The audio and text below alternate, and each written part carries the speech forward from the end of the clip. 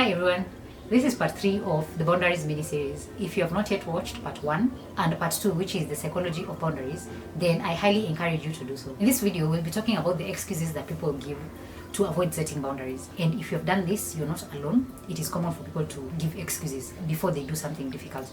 And as we've said in the past, boundaries are a difficult thing to do. Setting boundaries is not easy.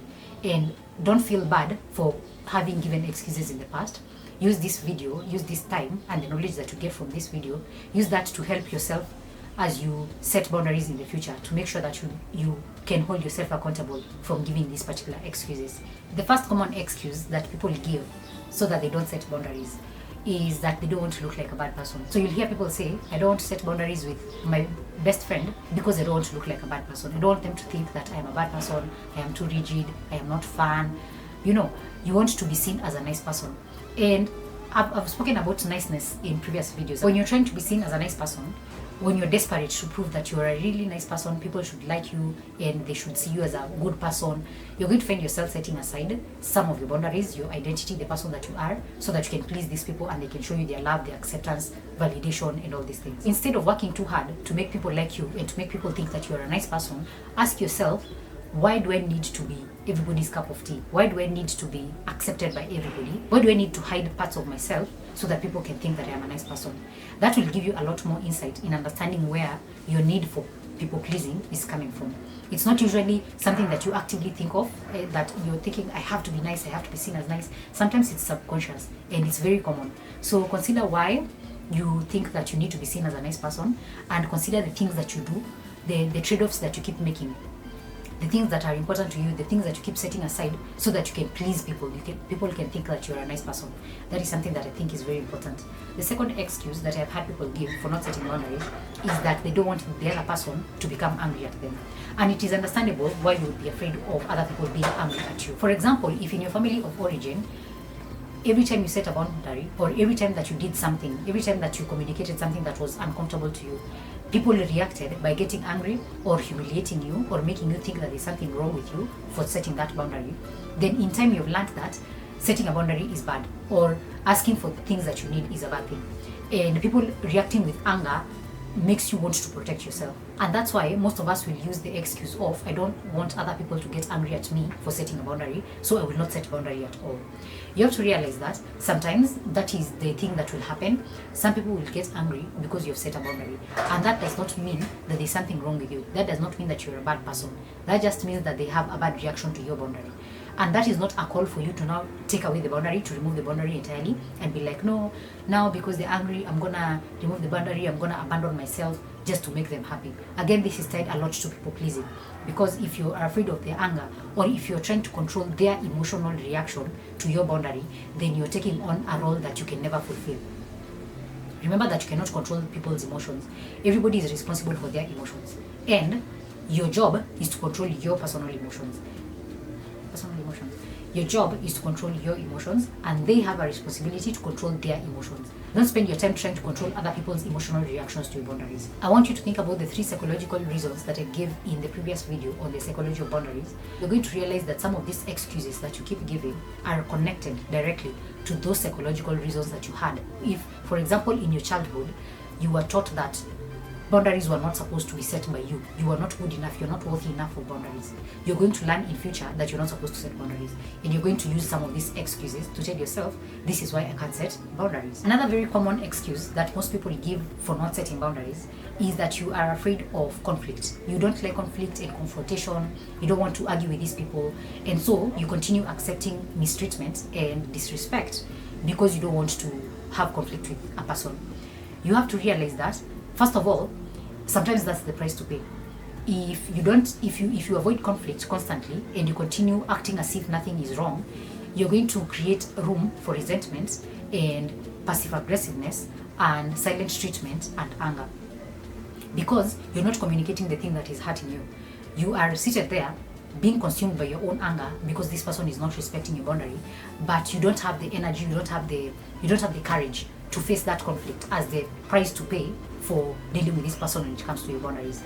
I want you to realize that sometimes conflict is not a bad thing. Sometimes conflict is needed for you to set healthy boundaries with people. I'm not saying go fight with people, but I'm saying that sometimes you will have to have conflict with people for your boundaries to be respected. And when it comes to conflict, I also want you to think about the fact that maybe the reason you are not setting boundaries is because you are assuming that your boundaries will be met with conflict. You're assuming that people will always meet your boundaries with resistance. And so your fear of conflict is fueled by that assumption, yet sometimes people will actually respect your boundaries. It's not all the time that when you set a boundary, people are going to react with fighting and arguing and confrontation. So the only way to know that is by actually setting the boundary. Set the boundary, see how people react, and then handle that reaction. If they meet your boundary with resistance, then there's something to do about it. If they meet your boundary with respect, then you know that your boundary was not going to raise conflict.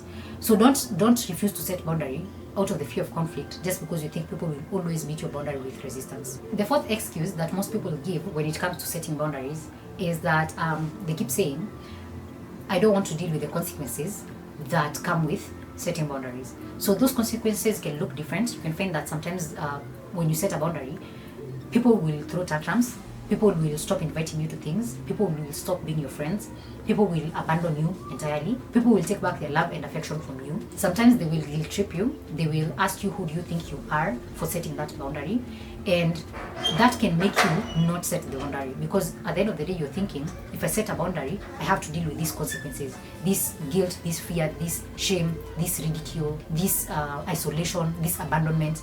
If that is your excuse for not setting boundaries, that you don't want to deal with the consequences that come with setting that boundary, then my question to you becomes, is the relationship worth that kind of disrespect? Is the relationship you're trying to protect worth that kind of resentment?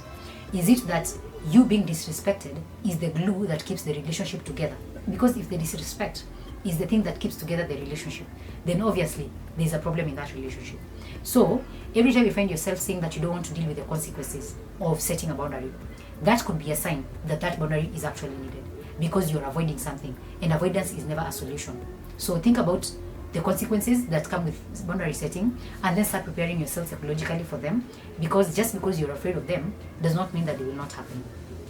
People will shame you, people will guilt trip you, people will tell you that you are not worth the boundary that you think you're setting, and that is their reaction. That is not your part. As I've said before, you don't get to control other people's emotions. You don't get to control other people's reactions to your boundaries. And if somebody is reacting badly to your boundary, if somebody is angry at you for setting a boundary, then that is a sign that you actually needed that boundary. I have said this before and I'm going to say it again. The people who get angry, the people who get offended by you setting a boundary, are the people that were benefiting from you not having a boundary in the first place. The last but definitely not least excuse that people give for not setting boundary is one that I have had so many times, and this one is that this person should already know that they are hurting me. They should already know that they are doing something wrong. I don't have to keep telling them. I don't need to remind them that they are offending me in one way or another. This is so common, it is unbelievable. But my argument is always, if you're waiting for people to read your mind, then you are approaching boundaries in the wrong way. Remember that people are not mind readers. Nobody is a mind reader, not even you. And it is very immature of you to sit there waiting for people to read your mind instead of telling them what is bothering you. Because people are going to continue living their life as if nothing is happening. For them, because they don't have an issue, they'll be like, kama mimi niko sawa, mimi sijaona nikikuoffend, then there's nothing going on, there's nothing wrong. And that is something that you need to think about. People are not mind readers. People don't have time to follow you around asking you what they have done or what they have not done. Sometimes people have things on their minds. Sometimes when people offend you, it's unintentional. I want to assume that most people offend other people unintentionally. Nobody's just seated there waiting to come and start offending you or disrespecting your boundaries. So if you don't talk about the reason why you are feeling disrespected, if you don't talk about the times that you're feeling offended by somebody's behavior, and you are assuming that they should already know, it is unrealistic and unfair to expect people to read your mind when you are offended. If you have a problem, be an adult, be a grown-up, and speak up. Talk about the thing that is offending you. If you don't tell them, they're going to assume that there's nothing wrong. So think about how you're holding people to unrealistic standards. If your boundaries in the past were met with ridicule, aggression, violence, conflicts, anger, humiliation, of course you're going to have learned by now that there's something wrong with you, and there's something wrong with you setting boundaries.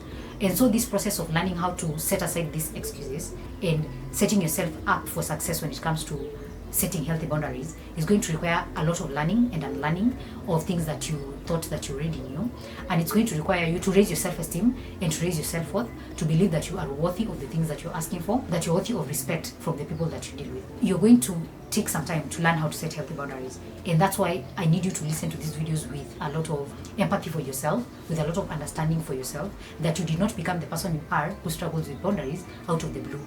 It took time for you to become this person, and of course it's going to take time for you to learn how to set healthy boundaries and to start implementing them. So yeah, that is all I can say about the excuses. If you have any excuses that you've used before for not setting boundaries, please put them in the comment section. Tell me how those excuses have stopped you from having healthy relationships with other people. And keep learning about this boundaries thing, keep putting it in practice, and ensuring that you are setting yourself up for success when it comes to relationships. And these relationships are with family, friends, workmates, and people you meet every day. Set yourself up for success by setting up healthy boundaries. In the next video, we're going to be talking about how exactly to set boundaries. Make sure you subscribe to the channel so that you will be notified when that video comes up. I will see you in the next video. Take care of yourselves and take care of your mental health.